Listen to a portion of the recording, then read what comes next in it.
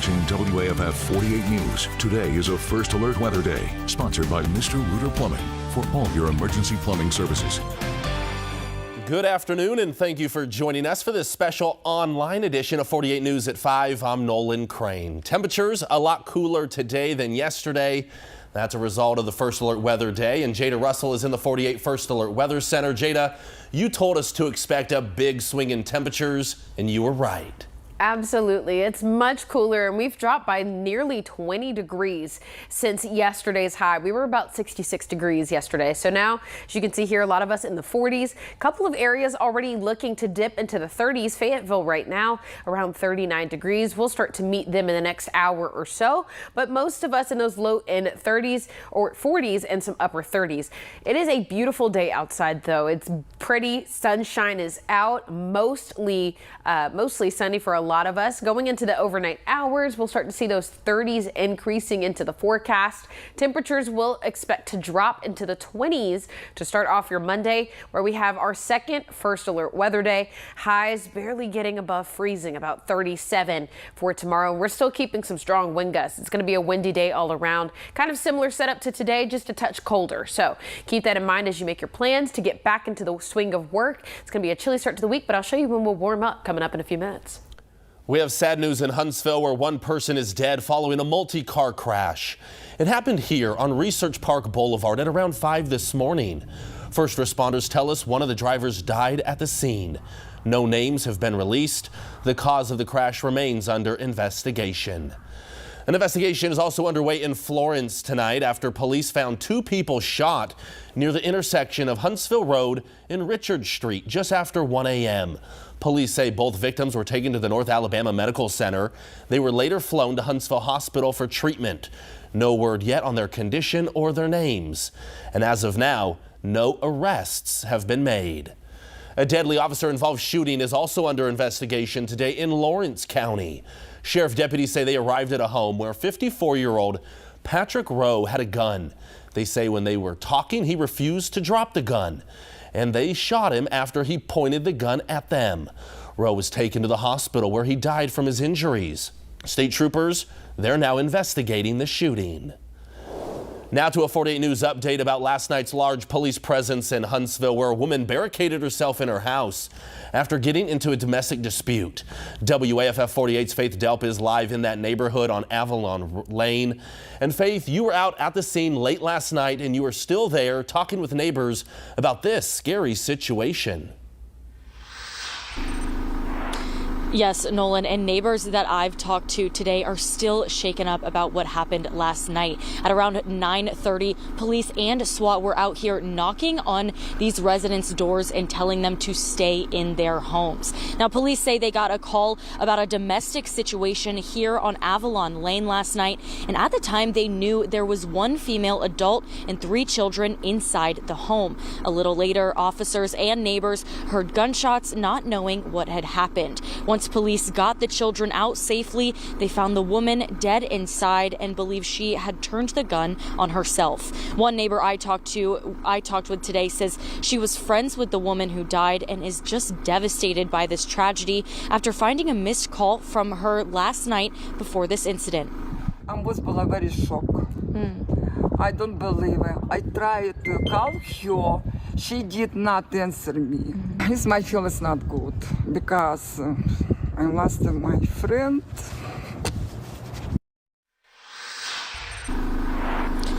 Police say this was an isolated incident last night, and again, all 3 children are safe. Coming up tonight at 10, you can hear more from neighbors who are just in shock and grieving the situation that happened last night. Reporting live in Huntsville, Faith Delp, 48 News, on your side. Now to Florida, where members of law enforcement shot and killed an armed man trying to enter President Trump's Mar-a-Lago estate. Members of the Secret Service say the suspect entered the club's perimeter late last night, carrying what they call a long gun and a gas can. The man was confronted by law enforcement, and they say the man raised the gun in a shooting position. Law enforcement then shot him. Since this area of the shooting was under Secret Service protection at the time, the FBI is assisting the investigation. Currently, our evidence response team is processing the scene, collecting evidence, and we'll continue to work the scene for as long as it takes. The suspect's identity has not yet been released. President Donald Trump was not in Florida at the time of this incident, but he has previously faced 2 assassination attempts. Leaders of Mexico's most powerful drug cartel is dead. He was killed today in an operation by the Mexican military. Leaders at the Pentagon offered up to $15 million for information on his whereabouts. Now, during the operation, 7 other people were killed. Rocket launchers and other weapons were seized. Following the military attack, members of the drug cartel burned cars and caused damage in the popular tourist town of Puerto Vallarta. Now, some airlines are suspending flights to that city. Speaking of flying, the TSA, they're reversing its decision to temporarily suspend its pre-check program. Leaders initially said pre-check and global entry would shut down during the current partial government shutdown. That's also involving the Department of Homeland Security. But today they announced pre-check will remain an option for travelers to use. Department of Homeland Security employees, they're considered essential, and they are working without pay, even during the current government shutdown. The 2026 Winter Olympics are over, and this is a look at the final medal count.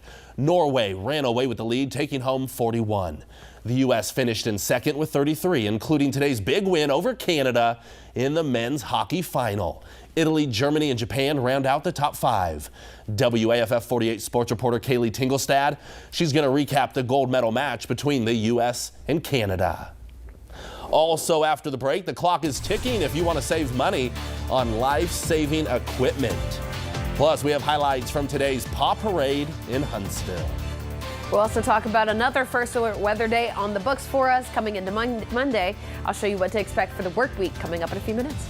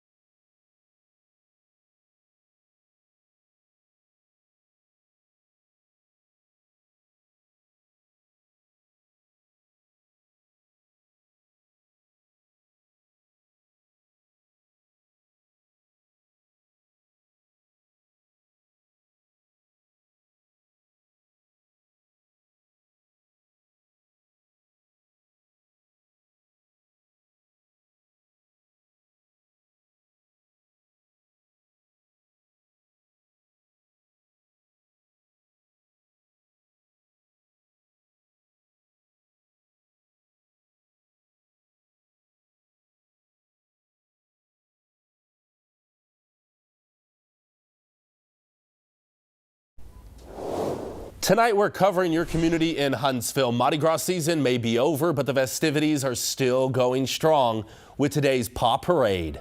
Dozens of dogs line the streets in Mid-City to show their Mardi Gras spirit. This event even featured a costume contest with many dogs decked out sporting their beads and outfits. And some of the money from this event will be donated to local dog rescues. And there's still time to take advantage of this weekend's tax-free holiday for emergency weather gear. You can buy items like flashlights, weather radios, and generators without paying sales tax.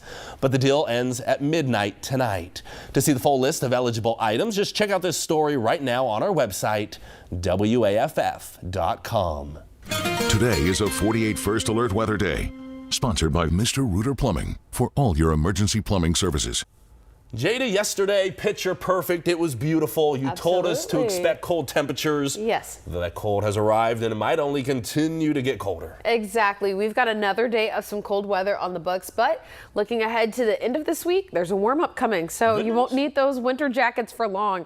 Let's look out at the satellite here. You can see well to the north where that snow is falling. I know that's been a big headline for our folks along the tip of the East Coast, but we aren't seeing any precipitation as far as as that goes. It's just going to push some of that cooler air down to us, and that's what we're feeling through today and even going into Monday. Some lows will sit right around the 20s going into Monday morning and even Tuesday morning. But Tuesday is when we start to see a warm up, and I'll show you this with our forecast looking ahead to Monday, seeing 37 as our high out of Monday, just above freezing. Very frigid day, so make sure you bring back out those heavy jackets if you put them away. I mean, we were in the 70s just by Thursday and Friday. So here's what we're looking at for Tuesday, though, getting back to the 50s, and that's really our average for this time of year. Usually in the mid to upper 50s is where we sit, so we're closer by that point, and then we get well back over it. 62 degrees by Wednesday, and we're expecting to see some rain chances by that point as well. You'll notice our lows in between Monday and Tuesday, like I mentioned, still well below freezing, and then we get just above it come Wednesday morning, so you may want to layer up even going into your Wednesday. So here's what we're looking at as far as our wind speeds and what that'll look like from hour to hour around 7 o'clock. Still seeing a lot of these 20s in the forecast, 23 from Fort Payne, stretching all the way over to Florence at 24. So quite brutal across the board. And then as you get into the work hours, we start to see a lot of our community warm up to those upper end 20s. And then as we get to the afternoon, we'll get to about 33 right around 1 o'clock. Warming it up to about 35 to 37 across the entire valley as a whole. And we'll keep a decent breeze as well. Sometimes this will get up to about 15 miles per hour or so. So kind of similar to today where it was breezy at times and then wind gusts would come in and make it feel much more brutal. Going into Tuesday, we'll see the same morning setup. A lot of us in those low end 20s. And then as we go through the rest of the day, we'll start to see some 40s back in the forecast, even some 50s by that point. So taking it through the rest of the week, we're expecting to see rain chances out of Wednesday and Thursday. That'll get us back into the 60s though. So we'll warm up by that point, and then Friday 60 even, and we'll do a massive jump getting into Saturday, taking it up to about 70. We'll see another dip in our forecast, getting us back to the 60s by next Sunday, but another wave of rain chances coming in for next Tuesday and Wednesday. So this cold front that we're dealing with right now in between today and tomorrow really stemming from the fact that there was a lot of that Arctic air just locked up in Canada, pushing its way south. So not expecting any of that snow that a lot of the folks on the East Coast are getting. We're just expecting some of that cooler air. But as we get back into this week, we're back into somewhat warm weather. Next Saturday, go ahead and get some plans made.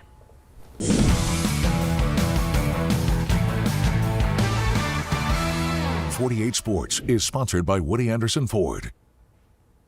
What a morning it was for us here watching Team USA. Jack Hughes scored the golden goal minutes into overtime to beat Canada for gold 2-1. It's been 46 years since the U.S. men's hockey team won gold at the Olympics, and now America is back on top. I'll have the highlights that you won't want to miss coming up tonight at 10. And now to another thrilling game. Auburn secured the win over Kentucky with an offensive rebound, leaving just 1.1 second left on the clock. Elijah Freeman was the hero that knocked that ball through for the 75-74 win, snapping the Tigers' 5-game losing streak. We've been struggling these last couple of weeks on just trying to figure out how to pull out a win. You know, all the games been close, and we've just been doing good down the stretches at the end of games, and finally this time we were able to pull it out. Huge win for us, but it means nothing if we don't prepare for Oklahoma with the same desperation that we prepared for tonight.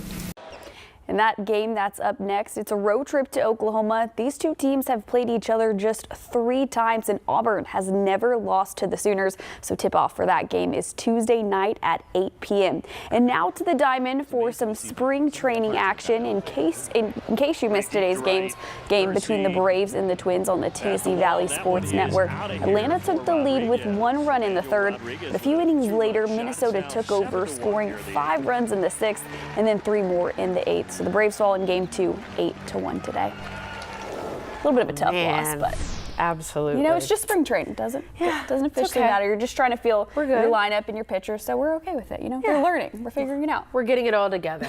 And let's go ahead and look at our forecast too. We've got another first alert weather day for Monday. Once again, starting the day out well below freezing in some of those 20s, highs just above freezing at 37. So it's going to be a frigid day. Pull out some of those heavier jackets, make sure you're layering up, get back into the swing of that for a day or so. We'll see another morning start kind of brutally for Tuesday, seeing some 20s, but it gets back into the 50s, so not as cold. But looking at the back half of the week with those rain chances, holding on for some warmth by the end of this week. So tomorrow, a little rough out there at the bus stop, Yes. but as you mentioned, the 60s will return, so there's some good news to look forward to. I'm excited.